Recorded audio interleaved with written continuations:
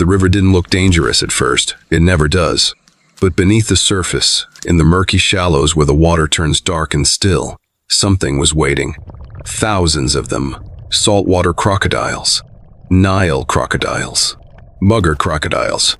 Depending on where you are in the world, the species changes. The threat does not. In certain river systems across Africa, South Asia, and the Pacific, crocodile populations had grown beyond anything wildlife authorities had prepared for. Fishermen stopped going out before sunrise. Children couldn't cross to reach their schools. Livestock vanished from riverbanks overnight. And in some regions, people vanished too. Local governments received the reports. They formed committees. They ran studies. And for years, almost nothing happened. Until the numbers became impossible to ignore. Wildlife surveys in certain corridors revealed crocodile densities so high that ecologists had no historical precedent to compare them to.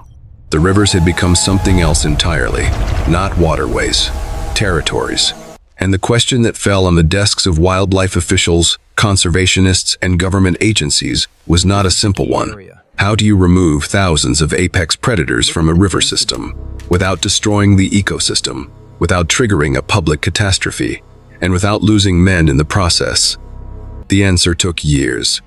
It cost more than anyone expected, and what authorities discovered along the way changed how the world thinks about large-scale wildlife control forever. The first official reports came quietly. A fishing village in northern Zimbabwe, a river delta in southern India, a coastal waterway in northern Australia, different continents, different species, the same pattern. Crocodile sightings were increasing, not just in remote wilderness areas, but close, too close, within meters of populated riverbanks.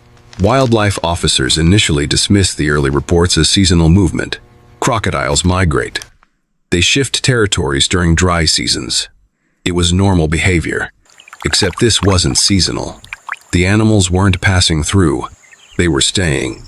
When government-commissioned surveys finally entered certain river corridors in the early 2000s, the teams documented something that made experienced field ecologists stop and reread their own data. Crocodile population densities in select regions had doubled, in some cases tripled, within a single decade. Conservation efforts from the 1970s and 80s had worked almost too well. Species that had been hunted to the edge of extinction were now fully recovered. But the human settlements along those same rivers hadn't moved. They had grown too. Two recovering populations, one human, one reptilian, now competing for the same narrow corridors of water and land. And crocodiles, unlike most wildlife, do not retreat when humans approach. They learn. They observe patterns. They remember when and where prey appears. Field researchers documented individual animals that had begun waiting deliberately at the same crossing points used by locals every single morning. This was not random predation. This was an adaptation. And if the animals were already learning human routines, the question authorities were afraid to ask was simple. How long had this been happening before anyone noticed? Authorities had a decision to make, and they didn't have much time. Community pressure was mounting. Local officials were receiving reports daily. Livestock taken, narrow escapes, one confirmed fatality along a river crossing in rural Mozambique. The public wanted action. Wildlife departments wanted caution. The tension between those two positions would define everything that followed.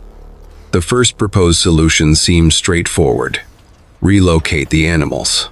Capture the most dangerous individuals, the large dominant males, and move them to protected reserves far from human activity.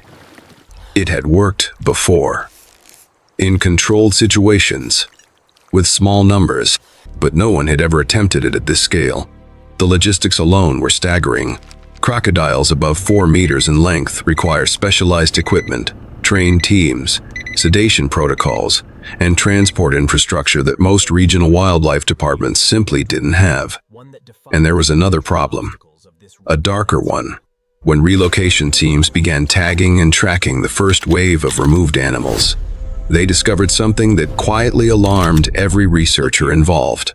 Several of the relocated crocodiles had returned, not drifted, not wandered, returned deliberately. across distances that should have been impossible to navigate. One animal, a large male removed from a river system in Queensland, Australia, was documented back at its original territory within 6 weeks. It had traveled over 400 kilometers. Researchers checked the data 3 times. The numbers were correct. What this meant was deeply unsettling. These animals had a spatial awareness, a homing instinct, that wildlife teams had severely underestimated.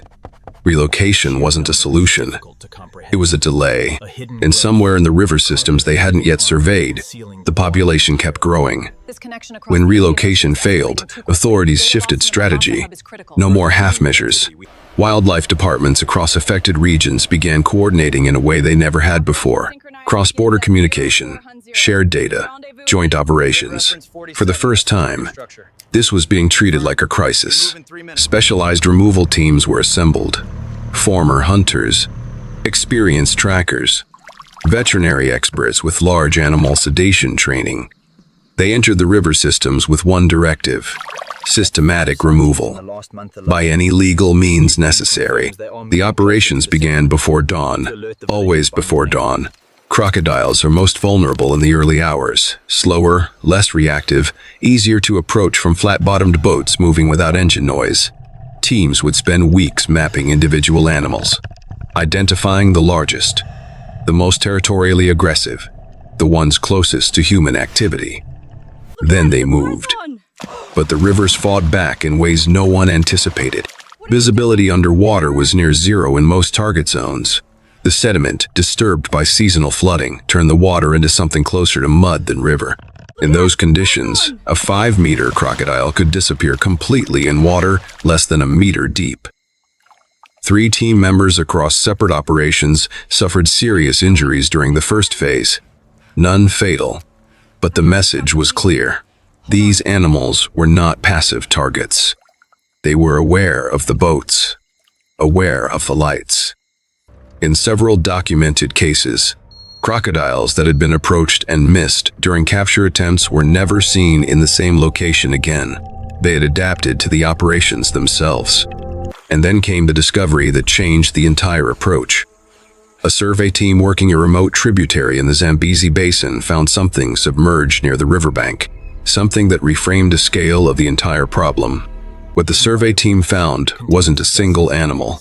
It was a nesting aggregation. Dozens of crocodile nests, clustered together along a submerged sandbank that only became visible during specific low water periods. In some species, this behavior is rare. Solitary nesting is the norm, but in rivers under extreme population pressure, something shifts.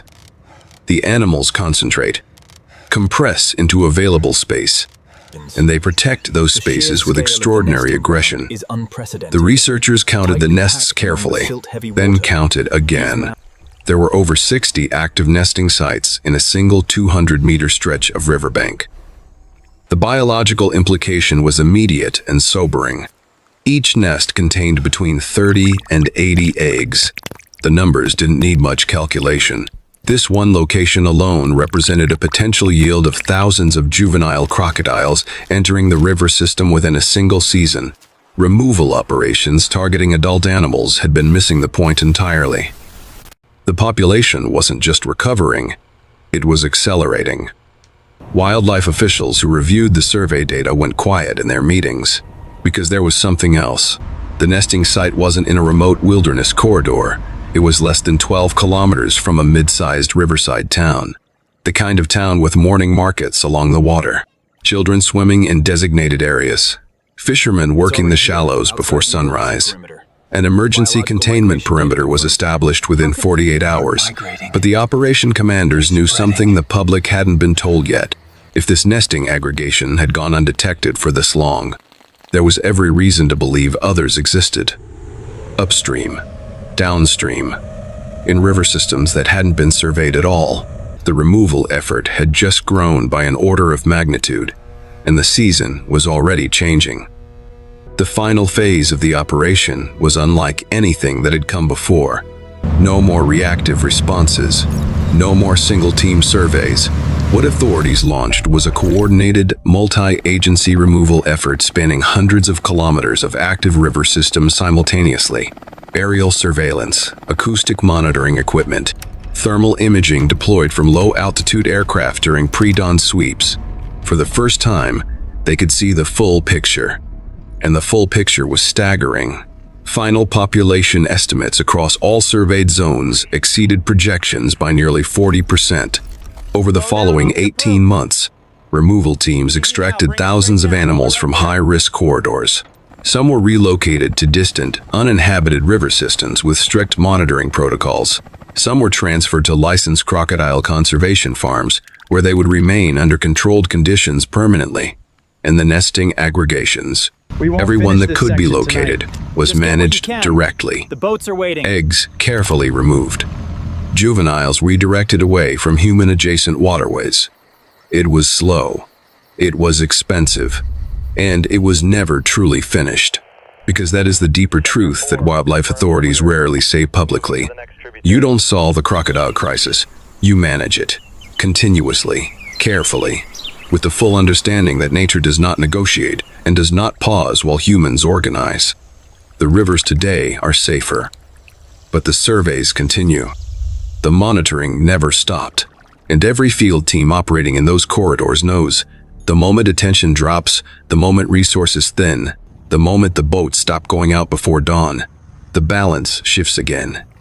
Silently, beneath the surface, where it always begins.